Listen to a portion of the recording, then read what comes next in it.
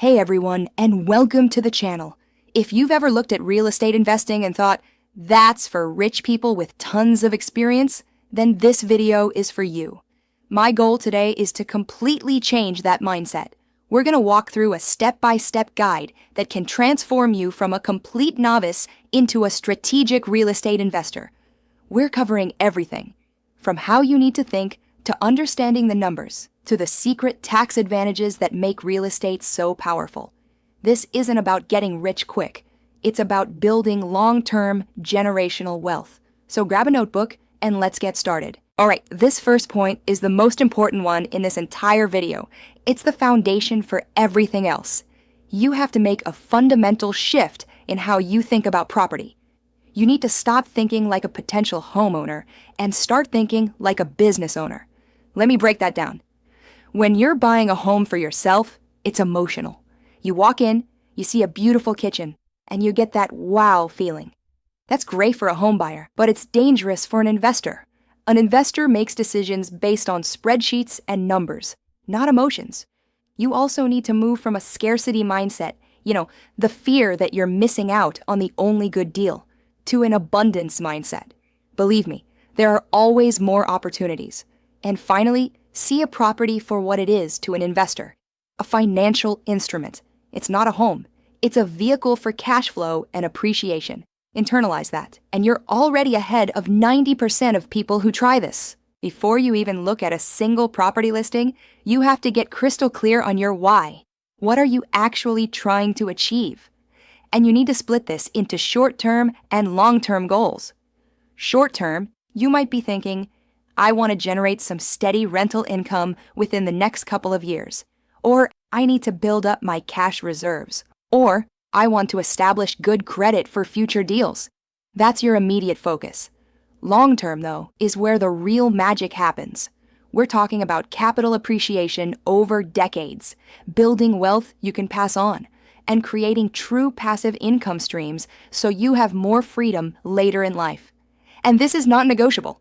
You have to do a personal financial audit. Know your budget inside and out. And check your credit score. A great credit score is your ticket to favorable financing, which can be the difference between a profitable deal and a money pit. Okay, let's talk language. Every industry has its jargon, and real estate is no different. Understanding these terms is what separates the pros from the amateurs. They're all connected. First up, and probably the most important, cash flow.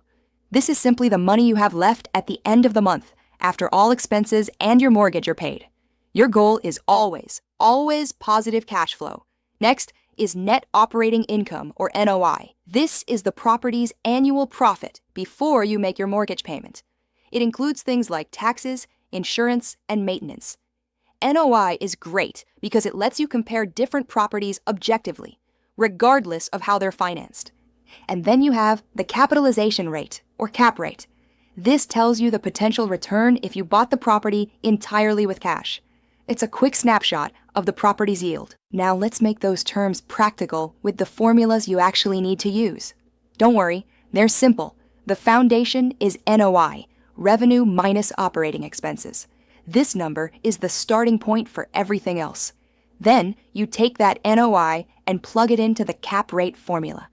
NOI divided by the property value times 100. This gives you a percentage. If one property has a 5% cap rate and another has an 8%, you can quickly see which one has a higher inherent yield. Finally, there's ROI, or return on investment. This is your personal return on the cash you actually put in, your down payment. The formula is your net return divided by your cost of investment times 100. This is key because a property with a so-so cap rate can have an amazing ROI if you use leverage wisely with a good loan. You don't want to waste hours analyzing every single property you see, so use these 2 rules of thumb to quickly screen for viable deals. First, the 1% rule. This is a classic for rental properties. It says the monthly rent should be at least 1% of the total purchase price. So for a $350,000 property, you'd want to see it generating at least $3,500 a month in rent. If it's way below that, it might not be a great cash flowing asset. Second, for you house flippers out there, The 70% rule. This says you shouldn't pay more than 70% of a property's after repair value, minus the repair costs. So, if a house will be worth $400,000 after repairs, and it needs $50,000 in work, your maximum offer should be around $230,000. This rule builds in a profit margin for yourself. So how do you actually get started? You need to pick a strategy that fits your life and goals. The most common one is buy and hold. You buy a property, rent it out, and hold it for the long term. It's great for passive income and tax benefits, but it usually requires a 20 to 30% down payment. A fantastic option for beginners is house hacking. This is where you buy a multi-family property like a duplex, live in one unit, and rent out the others. The rent from your tenants helps pay your mortgage. The huge advantage here is you can often use an FHA loan with only a 3.5% down payment. Then there's fix and flip. This is high risk, high reward. You buy a distressed property, renovate it quickly, and sell it. It can be profitable, but it requires a lot of expertise and capital, and it's definitely not passive. What if you like the idea of real estate, but you don't want to deal with tenants, toilets, or trash? You have options that don't involve direct ownership. You can invest in REITs, or real estate investment trusts. These are companies that own and operate income-producing real estate, and you can buy shares just like stocks. They're super liquid and diversified, but your returns are generally smaller. Another option is crowdfunding. This is where you pool your money with other investors online to fund larger real estate projects.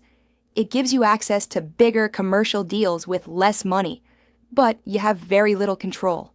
Both are great ways to get your feet wet. Now, for an advanced strategy that is incredibly powerful for scaling a portfolio, it's called the BRRRR method. That stands for buy, rehab, rent, refinance, repeat. The goal here is to recycle your capital. You start by buying a distressed property at a discount. Then, you rehab it, but not with fancy finishes. You make strategic improvements that increase its value. Next, you rent it out to a tenant, which gives you cash flow. Here's the magic step. You refinance the property based on its new, higher value. With a cash-out refinance, you can often pull out all the money you originally invested. Now, your money is back in your pocket, tax-free. And you can repeat the whole process with a new property. It's a way to build a portfolio without constantly needing new cash. Okay, let's say you're ready to make an offer. The acquisition process is where discipline really pays off. It starts with phase 1, research and analysis. First, market research. You need to identify a good rental market. Look for areas that are safe, walkable, have good schools, and access to public transport. These are always in demand.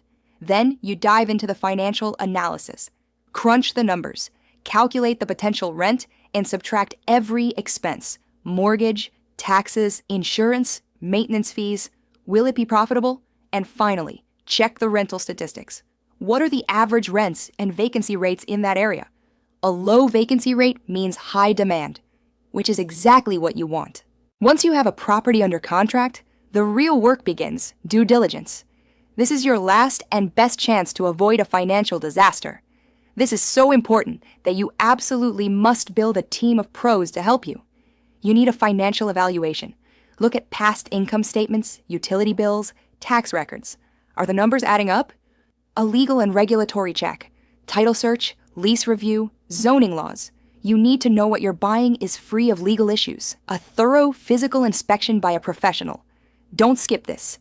You need to know the true condition of the roof, foundation, and all the major systems. And sometimes an environmental assessment to check for things like lead paint or mold. Dot your I's and cross your T's here. Financing an investment property is different from getting a home loan. The rules are stricter, but you have options. A conventional loan is your standard option, but it usually requires 15 to 25% down and a good credit score, 680 or above. An FHA loan is amazing for house hackers. You can put down as little as 3.5%, but you have to live in one of the units. DSCR loans are interesting because the approval is based on the property's cash flow. Not your personal income. Great for investors with multiple properties. And hard money loans are for when you need money fast, like for a flip. They're quick, but come with high interest rates and short terms. Buying the property is just the beginning. The real work is in managing it well. Your goal is to find and keep great tenants.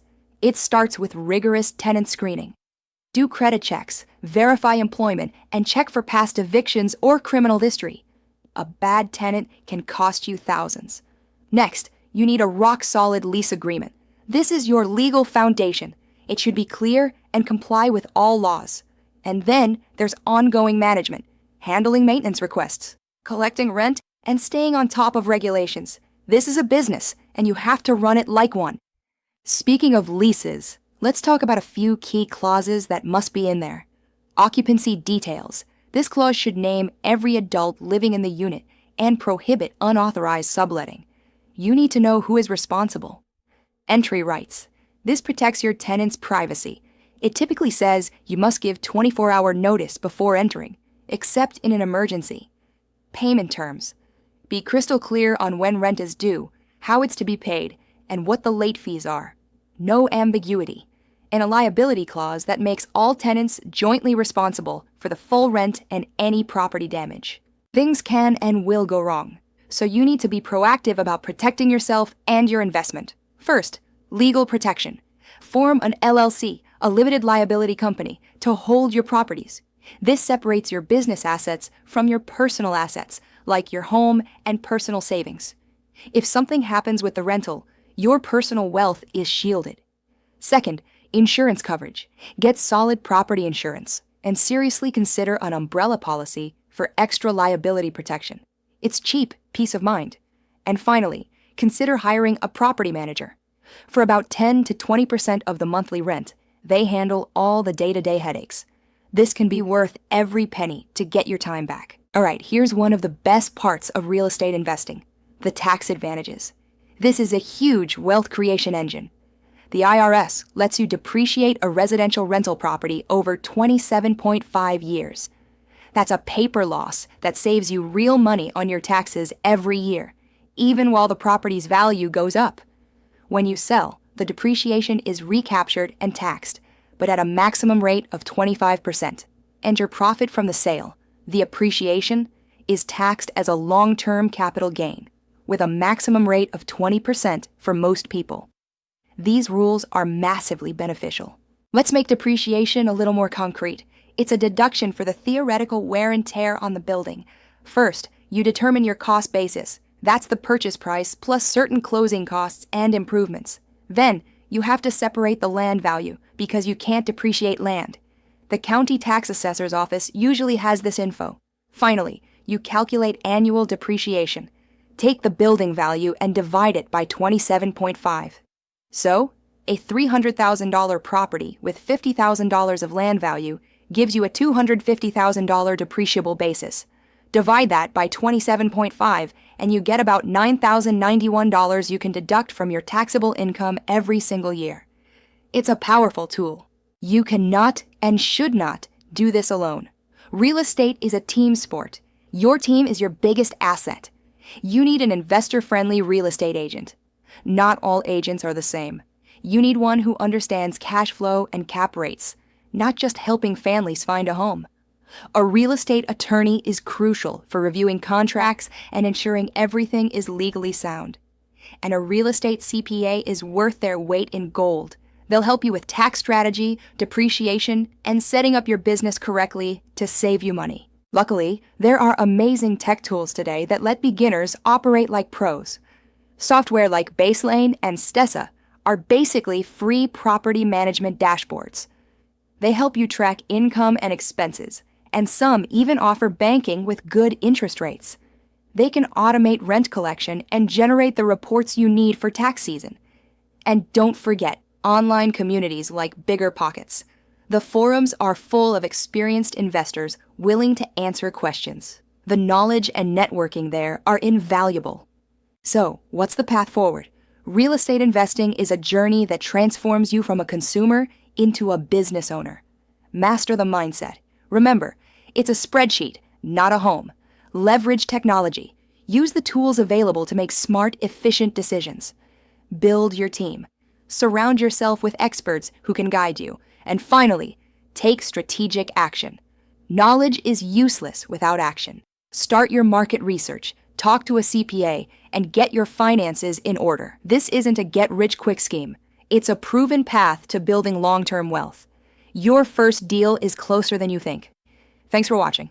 If this video added value, hit that like button and subscribe for more content like this. And let me know in the comments, which strategy are you most excited about? House hacking? Buy and hold? Let me know.